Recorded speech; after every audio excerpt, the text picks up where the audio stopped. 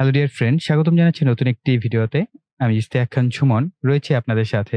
তো আমরা গত ভিডিওতে কিন্তু নাম্বার সিস্টেম সম্পর্কে জেনেছিলাম। বিশেষ করে যারা প্রোগ্রামিং শিখতে চান তাদের জন্য নাম্বার সিস্টেম খুব ইম্পোর্টেন্ট। তো সেই হিসেবে কিন্তু আমরা নাম্বার সিস্টেমের যে প্রকারভেদ সে সমস্ত বিষয়গুলো জেনেছিলাম। তো এই ভিডিওতে আমরা জানার চেষ্টা করব হচ্ছে নাম্বার সিস্টেমের যে কনভার্সন সেটা শুরু করব এবং কনভার্সনের আজকে আমাদের যে ক্লাসের টপিকস সেটা হচ্ছে ডেসিমেল নাম্বার থেকে আমরা বাইনারি নাম্বারে কিভাবে কনভার্সন করতে পারি। তো আমরা প্রথমে হেডলাইনটা ঝটপট লিখে নিই। Alright, so convert decimal two binary number system.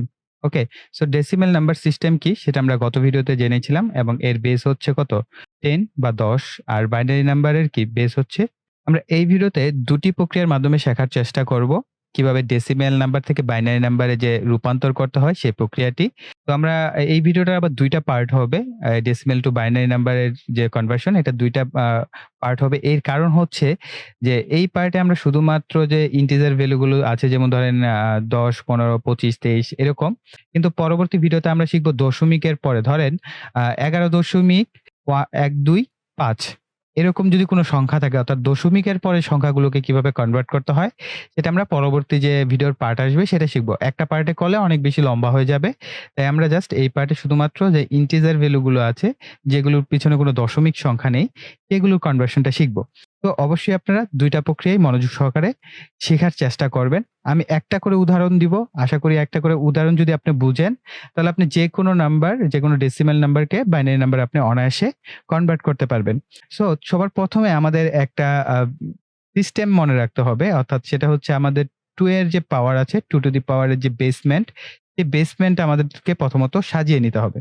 তো আমরা যদি একটু জেনে নেই আরকি, জাস্ট বেসিক আইডিয়ার জন্য এগুলো মাথায় রাখবেন। অনেকে হয়তোবা জানেন। তারপর আমি বলে দিচ্ছি। বেসিক আইডিয়ার জন্য এই 2 টু দি পাওয়ার এর উপরে আমরা যে বেসটা আছে সেটা আমরা সাজাবো। কত পর্যন্ত সাজাবো?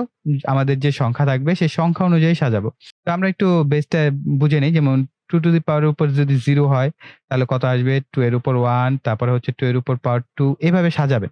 2 to the power 3, 2 to the পাওয়ার এবং 2 টু দি পাওয়ার 5 এভাবে আপনারা কন্টিনিউয়াস সাজাবেন। এবং কত সংখ্যা পর্যন্ত সাজাবেন? আপনার ডেসিমেল সংখ্যা যত চাইবে যেটাকে বাইনারিতে আমাদের কনভার্ট করতে হবে, সেই অনুযায়ী আমাদের কি ওই সংখ্যাটাকে সাজিয়ে নিতে হবে। তো আমরা যদি একটু দেখি কিভাবে সাজাবেন সেটাও একটু বলে দেই। যেমন 2 এর উপর 0 মানে কি? আমাদের এটার যে মান আসবে সেটা হচ্ছে 1। আপনি চাইলে ক্যালকুলেটর ব্যবহার করে দেখতে পারেন যে 2 এর উপর পাওয়ার যদি 0 দেওয়া হয় তাহলে সেটার মান কত আসে?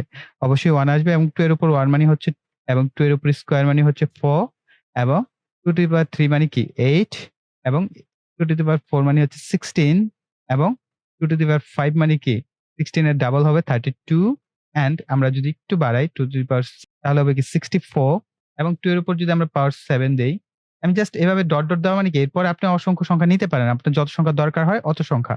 তো এটা আরেকটু পরে ক্লিয়ার হবেন এবং 64 এবং 2 টু দি পাওয়ার 7 মানে হচ্ছে 128। তো এরকম ক্রমান্বয়ে যেতে থাকবে n সংখ্যা পর্যন্ত। n সংখ্যা মানে হচ্ছে ইনফিনিটিভ। আপনি যত দূর পর্যন্ত চান নিতে পারবেন। এখন আমরা যদি এক্সাম্পল হিসেবে ধরে নেই যে আমাদের এক্সাম্পল হিসেবে আমাদের একটি ডেসিমেল সংখ্যা দেয়া আছে। এটার মান হচ্ছে 75, ডেসিমেলের বেস 10 এভাবে দেওয়া আছে। আমাদের বলা হলো যে এটার বাইনারি ভ্যালু কত? অর্থাৎ এর যে বাইনারি ভ্যালুটা আসবে 01 এর যে কোডটা, সেই কোডটা আমরা কিভাবে বের করব? সো এটার আমাদের প্রশ্নটা করা হলো। এটা ডিপ্লোমায় হলে আপনারা বাংলায় পাবেন আর যারা বিএসসি করছেন তারা ইংলিশে পাবেন। জাস্ট এতটুকুই ডিফারেন্স। কিন্তু conversion system same to same. তো আমরা ১ম যে প্রক্রিয়াটা শিখব, এই প্রক্রিয়াটার মাধ্যমে হচ্ছে আমাদের এই যে ফরম্যাটটা, এই ফরম্যাটটা আমাদের সাজিয়ে নিতে হবে। কিন্তু এই ফরম্যাটটা আপনারা কিভাবে সাজাবেন? এটাকে আপনারা উল্টো করে সাজিয়ে নিতে পারেন। তাহলে আপনাদের জন্য এটা সুবিধা হবে। উল্টো করে কিভাবে? যেহেতু আমাদের 75 আছে। সো এইখানে দেখেন আমাদের 75 কাছাকাছি ভ্যালু কোনটা আছে? আমাদের সেই ভ্যালুটা নিতে হবে। যেমন 75 এর উপরে নেওয়া যাবে না। ঠিক আছে? যেমন ধরেন এখানে 75 আছে, 64 আছে। কিন্তু 64 এর পরে কি আমাদের কোনো ভ্যালু আছে? 64 এর আছে 128 কিন্তু 128 কি হয়? অনেক বড় ভ্যালু। তো দেখতে হবে আমাদের 75 এর কাছাকাছি ভ্যালু। যদি আমাদের এখানে ধরেন সংখ্যাটা হতো 75 এর পরিবর্তে 85 তাহলে আমরা কি 64 ই নিতাম। কেন? আমাদের পরবর্তী ভ্যালু হচ্ছে 128। এই জায়গাটা একটু খেয়াল রাখবেন। জাস্ট এতটুকু যদি আপনি একবার ধরতে পারেন তাহলে আপনার যে কনভার্সন মনে করেন যে অর্ধেক হয়ে গেছে। সো আমরা এখন কি করব? যেহেতু 64 আমাদের ধরা হয়ে গেছে, সো আমরা উল্টা করে লেখার চেষ্টা করব। যেমন এভাবে আমরা আমাদের সাজাবো। যেমন 64 দেন হচ্ছে 32 অ্যান্ড দেন হচ্ছে 16 8 4 2 1 এভাবে আমরা সাজিয়ে নিলাম। নেওয়ার পর এখন আমাদের যে কাজটা করতে হবে এই ৭৫ কে আমরা সরাসরি যে কাজটা করব যে ৭৫ আমরা এখানে লিখব 64। তো আমাদের এই প্রক্রিয়াটাকে আপনারা বলতে পারেন যে বিয়োগ প্রক্রিয়া বা সাবট্রাক্ট করার যে প্রক্রিয়া সেটা বলতে পারেন। অর্থাৎ আমরা বিয়োগ করে আমরা হিসাবটা বের করব। তো আমরা যদি দেখেন আমরা ৭৫ এর জন্য যে সংখ্যাটা নিয়েছি সেটা লিখেছি 64। তো আমরা এই 64 কে আমরা যদি এখন 75 থেকে মাইনাস করি তাহলে আমাদের ভ্যালু কত আসে? 75 মাইনাস 64 ইকুয়ালস দ্যাট তাহলে আমরা কত পাচ্ছি এখানে? আমরা যদি ক্যালকুলেটর চাপি তাহলে আমরা পাবো ভ্যালু 11 অর্থাৎ 11। তো আমরা 11 পেয়ে গেলাম। দেন আমরা পরবর্তী স্টেপে যাব সেটা হচ্ছে 11 থেকে আমরা আবার মাইনাস করব কাকে? এই যে আমরা আবার এখানে চলে আসবো। যেমন আমরা এখানে 64 কে হচ্ছে আমরা কি করলাম যে 11 পেয়েছি মাইনাস করার পর। এখন আমাদের দেখতে হবে 11 র কাছাকাছি ভ্যালু কে আছে? 11 র কাছাকাছি ভ্যালু এখানে 8 আছে। সো আমরা এখানে 8 লিখে দিব। তো 11 থেকে 8 যদি বাদ দেই তাহলে 3। ওকে। সো আমাদের এখন 3 র কাছাকাছি ভ্যালু কে আছে? obviously 3 র কাছাকাছি ভ্যালু হচ্ছে কি? আমরা 3 থেকে 2 মাইনাস দিব। 3 মাইনাস 2 তাহলে আমরা পাচ্ছি কি 1। 1 এর কাছাকাছি ভ্যালু কি আছে? 1 ই আছে সরাসরি। তো 1 মাইনাস 1 তাহলে আমরা পাচ্ছি 0। এখন দেখেন যে বিষয়টা হলো যে আমরা কোন সংখ্যাগুলো এখানে নিতে পেরেছি, সেই সংখ্যাগুলো আমাদেরকে মার্ক করতে হবে। যেমন আমরা এখানে 64 নিয়েছি। তো আমরা এখানে কি করব? 64 নিচে 1 লিখে দিব। আর এখানে কি 32 যে ভ্যালুটা আছে, এটা আমাদের এখানে কোনো 32 ভ্যালু আমরা নেইনি। তো আমরা এখানে 32 কি করে দেব? 0 করে দেব। দেন আসা যাক 16। 16 এর কি আমরা কোনো ভ্যালু নিয়েছি? নেইনি। 16 0। দেন আমরা 8 এ কিন্তু একটা ভ্যালু নিয়েছি 8 11 মাইনাস 8 কারণ কাছাকাছি 8 ছিল। তো আমরা এখানে কি করব? এটারও আমরা 1 করে দেব। অর্থাৎ যে ভ্যালুগুলো আছে সেগুলো 1 করে দেব। দেন 4 এর কোনো ভ্যালু আমাদের এখানে নেই। তো এটা 0 অ্যান্ড দেন ফাইনাল হচ্ছে আমাদের 2 আছে। ঠিক আছে? 2 এবং 1 দুইটাই আছে, তাই না? তো আমরা 2 এবং 1 এর নিচে কি করব? 1 লিখে দিব। 1 অ্যান্ড দেন 1 ফাইন। সো আমাদের ভ্যালু কিন্তু আমরা পেয়ে গেছি। সো আমাদের দেখেন আমাদের যদি আমরা এখানে দেখি 75 এর ছিল আমাদের ডেসিমেল ভ্যালু, এটার বেস 10 এবং আমরা এটাকে ইকুয়ালস দেয়। আমরা এই সংখ্যাগুলোকে বরাবর লিখবো জাস্ট ব্র্যাকেটের ভিতরে 1 0 0 1 0 1 1 অ্যান্ড এটা হবে। তো দেখেন আমরা ৭৫ এর যে কোড বাইনারি কোড সেই কোডটা আমরা খুব সহজেই বের করে ফেলতে পারলাম। আমি আরেকবার আপনাদেরকে রিভিশন করার জন্য বলে দিচ্ছি। আমরা প্রথমত ৭৫ এর জন্য যে সংখ্যাটাকে আমরা ডিসাইড করেছি ৭৫ এর কাছাকাছি যে ভ্যালু সেটা হচ্ছে 64। 64 কে আমরা কি করেছি 75 থেকে মাইনাস করে দিয়েছি। তারপর আমরা ভ্যালু পেয়েছি 11। এই 11 থেকে আমরা মাইনাস করেছি কি 11 এর কাছাকাছি কোন একটা ভ্যালু 11 থেকে ছোট এটা হচ্ছে 8 থেকে আমরা মাইনাস করে পেয়েছি 3 এবং 3 থেকে মাইনাস করেছি 2 কে। কেননা আমাদের এই সংখ্যাগুলো আমরা পেলাম কোথায়? আমরা এইখান থেকে দেখেছি যে আমাদের এই বাইনারির যে পাওয়ার পয়েন্টের যে ফলটা আছে, যে ভ্যালুটা আছে সেই ভ্যালু থেকে কাছাকাছি যে ভ্যালুগুলো আমরা সেগুলো থেকে কি মাইনাস করে যাচ্ছি বারবার। ঠিক মাইনাস করার পর আমরা ফাইনালি 1 থেকে 1 মাইনাস করেছি 0 পেয়েছি। ঠিক আছে? এখন আমরা দেখেছি যে আমাদের এইখানে কোন ভ্যালুগুলো আছে। আমরা এখানে ৪ টা ভ্যালু পেয়েছি 64, 8, 2, 1 এবং এই 64, 8, 2, 1 আমরা এগুলোকে 1 করেছি, বাকিগুলোকে 0 করে দিয়েছি।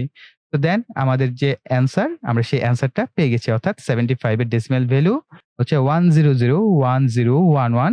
এটা হচ্ছে আমাদের বাইনারি ভ্যালু। আই থিংক এই বিষয়টা আপনাদের একদম নিট অ্যান্ড ক্লিন হয়ে গেছে যে কিভাবে আপনারা ডেসিমাল থেকে বাইনারি নাম্বারে কনভার্ট করতে পারবেন।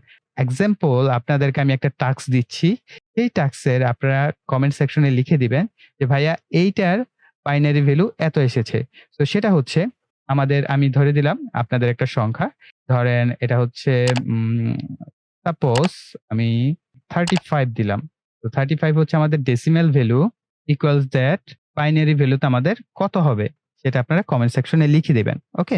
এই গেল আমাদের একটা প্রসেস বা এটা আমাদের হচ্ছে কি আ প্রক্রিয়া বা মেথড বলতে পারি। সো আমাদের এটা হচ্ছে মেথড 1।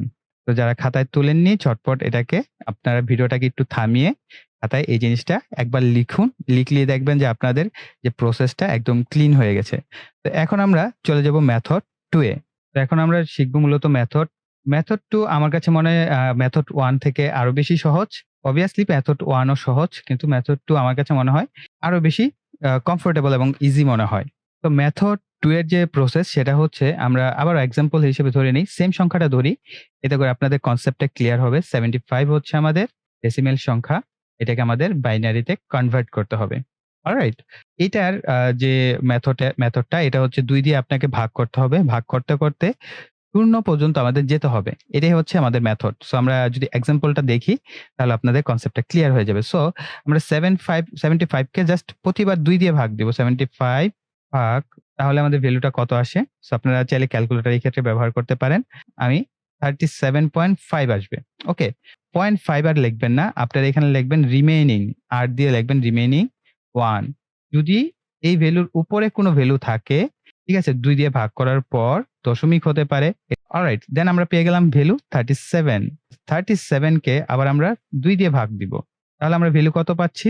আমরা পাচ্ছি 18 দোকানে কত হয়? 36, 18। তো 18.5 আসে। সো সেক্ষেত্রে আমরা আবার লিখব কি? রিমেইনিং 1। দেন আমাদের 18 ভাগ 2। তো এই ক্ষেত্রে আমাদের কত আসছে? 9 অর্থাৎ 9। তো 9 এর কি রিমেইনিং কোনো 1 থাকছে? দশমিকের পরে কোনো ভ্যালু থাকছে? থাকছে না। অর্থাৎ মিলে গেছে। যদি মিলে যায় তাহলে আপনি লিখবেন রিমেইনিং 0। Simple method. দেখেন 9 ভাগ তাহলে আমরা 4.5 পাচ্ছি। তো আমরা এখানে লিখলাম 4 রিমেইনিং এক্ষেত্রে যেহেতু 0.5 আছে 1 খুবই সিম্পল না? দেন আমরা 4 পাচ্ছি। 4 কে ভাগ দিচ্ছি আবার 2 দ্বারা। দেন 2 দুগুণে 4। তো আমরা পাচ্ছি 2। তো এই ক্ষেত্রে আমাদের রিমেইনিং 0। দেন আমরা পাচ্ছি 2 এবং আমরা 2 কে ভাগ দিব কত দিয়ে? 2 দ্বারা। তো তাহলে আমরা পাচ্ছি 1 এবং এটার রিমেইনিং কত? আমাদের এটার রিমেইনিং হচ্ছে 0 কেননা 2 একে 2। দেন 1 কে আমরা আবার ফাইনাল ভাগ দিব 2 দ্বারা। তাহলে আমরা পাচ্ছি কি?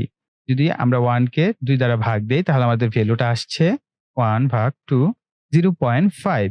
সো 0.5 মানে কি? আমাদের এখানে 0 পাচ্ছি। 0.5 আর লিখবেন না।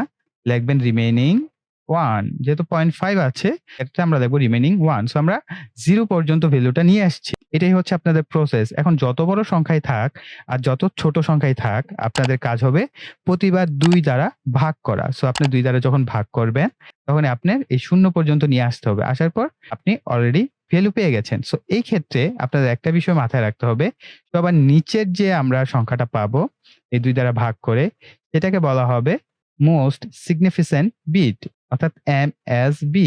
মোস্ট সিগনিফিকেন্ট বিট এর কথাটির অর্থ হচ্ছে সবচেয়ে গুরুত্বপূর্ণ বিট। আর উপরের যে সংখ্যাটা এটাকে বলা হবে LSB অর্থাৎ লিস্ট সিগনিফিকেন্ট অর্থাৎ কম গুরুত্বপূর্ণ বিট। তো আমাদের কাউন্ট করতে হবে কি?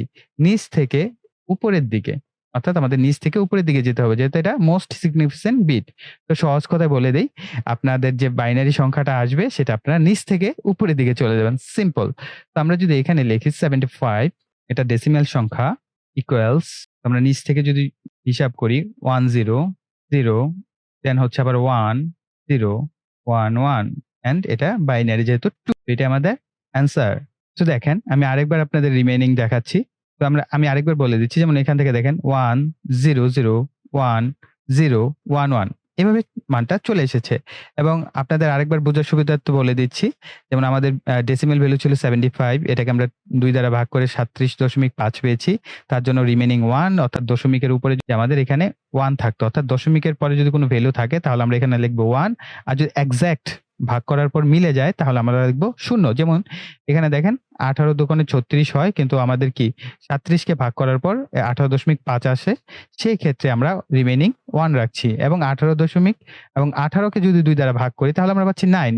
এক্ষেত্রে আমাদের রিমেইনিং থাকছে 0। ঠিক একইভাবে আমরা 2 দ্বারা ভাগ করে প্রতিবার আমাদের যে মানগুলো এখানে পেয়ে গেছি। সো দেখেন কত সিম্পল কিন্তু বোঝার বিষয় আপনাদের ধৈর্য একটু কম থাকে। সো ধৈর্য সহকারে যদি আপনারা আমার ভিডিওগুলো ফিউচারে ফলো করেন তাই আই থিংক আপনাদের এই কনভার্সন গুলো খুব পানির মতো সহজ বলে মনে হবে এবং আমরা পরবর্তী ক্লাসে দশমিকের যে মানগুলো কিভাবে বের করতে হয় সেটা নিয়ে আমরা শিখব। তো গাইস এই ভিডিও এই পর্যন্তই রাখছি। আশা করি ভিডিওটি আপনাদের কাছে ভালো লেগেছে। ভালো লাগলে ভিডিও লাইক দিবেন, কমেন্ট করবেন এবং আপনাদের ফ্রেন্ড সার্কেলের সাথে Facebook, Instagram যেখানে খুশি সেখানে ভিডিওর লিঙ্কগুলো শেয়ার করতে পারেন। যাতে তারাও এই ধরনের ভিডিওগুলো দেখে এই ধরনের পড়াশোনাগুলো তারা নিজেরা করতে পারে। এবং আপনারা চাইলে গ্রুপ স্টাডি করতে পারেন একত্রে বসে ভিডিওগুলো দেখে। আই থিংক তখন আপনাদের কাছে আরো সহজ বলে মনে হবে। এবং পরবর্তী ভিডিও পাওয়ার জন্য অবশ্যই চ্যানেলটিকে সাবস্ক্রাইব করে পাশের বেল বাটনটি অ্যাক্টিভ করে দিবেন পরবর্তী ভিডিওর নোটিফিকেশন পাওয়ার জন্য। সো এই বলে এখানে বিদায় নিব।